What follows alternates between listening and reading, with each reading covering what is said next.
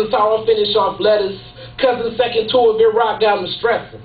While I try to get better, people in the streets carrying concealed weapons. And my mom's getting older. In Detroit City, push her blood pressure over. I feel like that, but a whole lot younger. Praying for each other just to keep on going.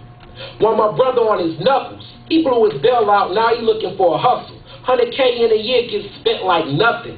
How we grew up, we just used to the struggle. And my hood stay changing. Seniors pass on, so their grandkids is my neighbors. So my block stay alive like Vegas. Man got strong-armed over small paper. On his front porch, face-to-face with a banker. Since then, I ain't had a next-door neighbor. As we all lose hope, politicians get indicted, how can I vote? And my phone been tapped, best friend facing fair time caught up in a trap.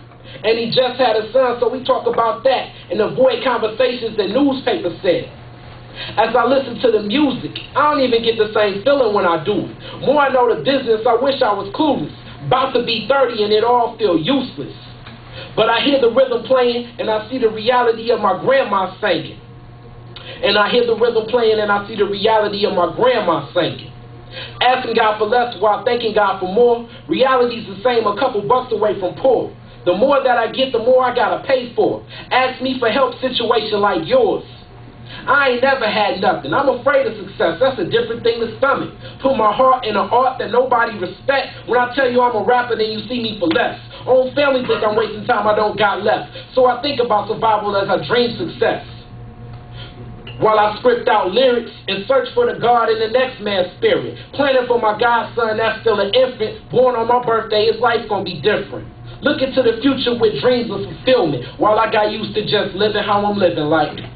Alright, that's a piece that's actually on this piece. And like I said, I generally don't write from a personal perspective, but that's one of my favorite pieces on here. And a lot of that is like, everything I said is like real life situations. A lot, like you can attest, like Mike. You know, I remember it was strange when the guy right next door to me was strong-armed on his front porch, and I was at my house as this whole situation was going down. He called me back like 7 days later. He was like frantic, like, man, you ain't noticed I ain't been at my crib? And it's snowing, it's in the February, and I'm thinking to myself, like, yeah, I did notice, like, you wasn't at the crib, but I didn't really think to call. It may be my adolescence, or it may just be, I don't know. But he was like, yeah, man, I got robbed on my front porch. You know, I got strong-armed on my front porch. Like, you know, like he walked up on the porch. Next thing you know, he saw 245s, both sides of his head. And I'm like, for real? You know? So then as soon as that happened, I'm kind of halfway paranoid myself. I'm like, man, now I feel like I'm on the island because I got the last house on the crib, on the block. I called Mike. I'm like, what you think, Mike?